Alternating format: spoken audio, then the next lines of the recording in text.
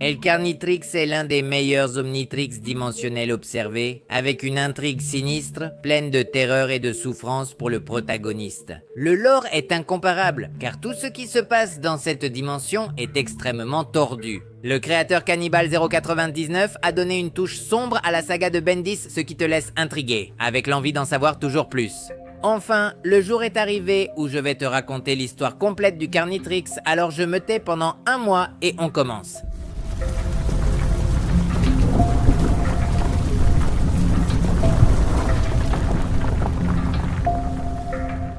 Voici l'univers du Carnitrix, où l'être le plus intelligent de la galaxie est devenu génocidaire. Et laisse-moi te dire que cet Asmode était différent, il avait un mépris total pour toute race autre que la sienne. Le Galvan, confronté à une grande perte, sombrait dans la folie. Ses compagnons le savaient, mais ne l'ont pas arrêté, pensant qu'il s'améliorerait. Erreur. Asmodée a commencé à travailler sur le Carnitrix, un artefact censé asservir toute race extraterrestre. L'univers était dans cette dimension. Vilgax et Tetrax, responsables de l'ordre, ont décidé d'arrêter Asmodée après avoir découvert son plan.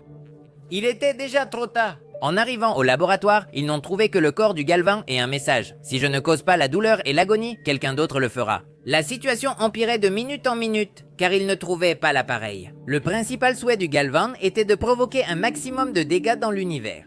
Ne pouvant y parvenir, il a décidé d'envoyer le Carnitrix sur une planète primitive où une race faible succomberait à son pouvoir. La Terre était la destination qu'Asmodée avait imaginée il y a longtemps. À notre grand regret, l'élu était un jeune homme, Ben Tennyson, qui, comme dans la série originale, allait tomber sur la météorite qui l'amènerait à commencer à vivre un cauchemar.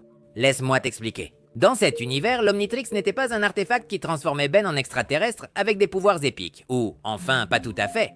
Cet Omnitrix lui permettait de devenir des extraterrestres, mais à un prix élevé. Le Carnitrix lui donnait une version monstrueuse et incontrôlable de l'extraterrestre. Ben était enfermé dans une coquille vide, tandis que les extraterrestres obéissaient à leurs instincts les plus sombres. Je te répète, c'était le début d'un vrai cauchemar. Ben, en s'approchant de la météorite, tomberait sur cet appareil qui sauterait rapidement sur le bras de Ben, et grâce à ses tentacules, il réussirait à capturer l'utilisateur. Gwen s'était rendu compte de ce qui arrivait à Ben, mais au lieu d'aider, elle n'a fait qu'être le déclencheur pour que Ben se transforme pour la première fois en flamme. L'appareil remplissait la fonction d'éliminer tout être vivant. Gwen serait brûlée vive par cet extraterrestre. En détectant une autre présence, l'appareil chercherait sa deuxième victime, le grand-père Max, déchiqueté par XLR8. La situation devenait incontrôlable. Ben ne pouvait rien faire. Il ne faisait qu'observer comment ces extraterrestres détruisaient tous ceux qui croisaient leur chemin. Ben a essayé de rester caché dans la forêt, évitant ainsi tout contact humain. Mais le massacre qu'il avait commis avait attiré l'attention des forces armées. Un objectif assez important qui mettait Ben dans une situation difficile. En larmes, il savait que le pire approchait maintenant.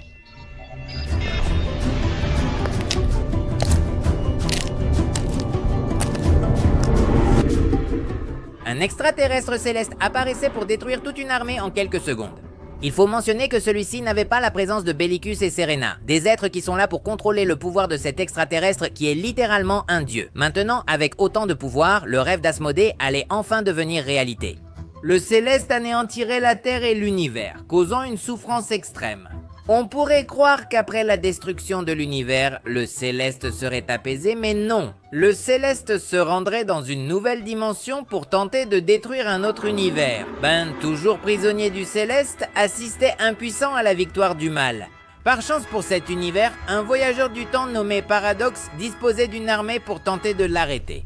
Pourquoi maintenant et pas avant? Dans l'univers précédent, Paradox n'existait pas. Dans celui-ci, une rumeur circulait selon laquelle un être omnipotent était en train d'intervenir, effaçant les univers. Au sommet de la bataille, seuls les meilleurs guerriers étaient présents. Mais le fait d'avoir autant de Ben qui ont tendance à sous-estimer l'ennemi et d'avoir un être avec un objectif précis aboutissait à l'élimination totale. La cavalerie lourde devait intervenir pour régler la situation. Asmodée et Ben 10 000 étaient chargés d'y mettre fin. Un Atomex rechargé serait l'alien approprié pour affaiblir le Céleste au point qu'il finirait par perdre sa transformation. Vaincu et prêt à être éliminé, Asmodée s'approcherait de lui pour lui donner un petit conseil. Même après toutes tes pertes, un héros peut encore beaucoup gagner. L'Alien X de Bendis Mill recréerait l'univers du Carnitrix, restaurant tout comme avant, sauf pour Ben qui avait perdu sa famille, et plus encore. Ce Ben avait vécu de façon tourmentée, enfin, si on peut appeler ça vivre. Ses actions avec le Carnitrix le hantaient, elles ne le laissaient pas exister. Il attendait avec impatience le retour de Paradox dans son univers pour vérifier si tout allait bien. Malheureusement, ce n'était pas le cas. Ben était tourmenté et savait depuis longtemps ce qu'il devait faire. Il a demandé 2 faveurs à Paradox, l'emmener au moment où il a trouvé l'Omnitrix et empêcher cela, sachant qu'en le faisant, il disparaîtrait lui-même. Un grand prix que Ben paierait avec plaisir. Paradox l'aiderait. Ben effraierait sa version enfant et disparaîtrait peu à peu.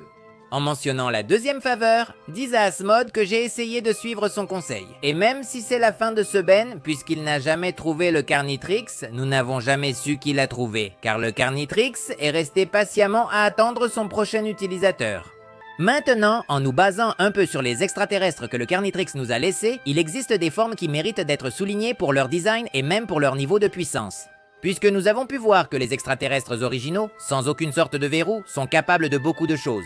Je te rappelle que la plupart sont des formes altérées, comme l'Antitrix ou même l'Omnitrix d'un Ben que nous avons rencontré il y a longtemps dans la saga Bendy's Omniverse, Benzaro. Je vais d'abord évoquer 4 bras, un extraterrestre décliné en 3 formes. Dans le Carnitrix, son premier design inspiré d'un démon était spectaculaire. Sa première forme, étrange et faible, faisait de lui l'un des extraterrestres les plus insignifiants du Carnitrix.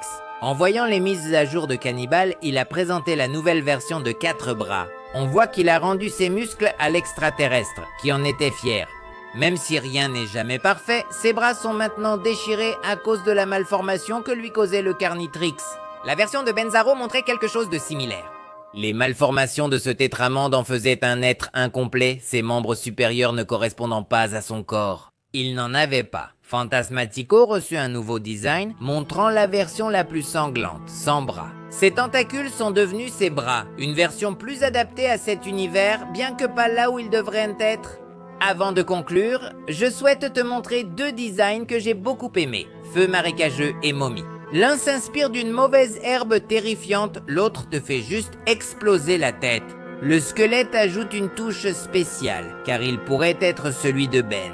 Nous pourrions comparer ces extraterrestres si cela vous intéresse. Dois-je vous présenter d'autres Omnitrix? Cela dépendrait aussi de vous, mais je ne pense pas qu'il y en ait assez pour une vidéo. Pour un top, bien sûr que ce serait épique, donc si vous connaissez un Omnitrix ou un univers, s'il vous plaît, mettez votre top dans la section des commentaires. J'envoie un salut très spécial à ces personnes qui contribuent à la chaîne et qui auront bientôt le combat de Luffy contre Kaido. Au moins la première partie. Je ne peux pas trop en demander à la carte graphique, car elle a un problème de VRAM. Donc voilà, sans trop en dire plus, je suis Frio et on se retrouve à la prochaine. Au revoir, mon bébé s'est endormi.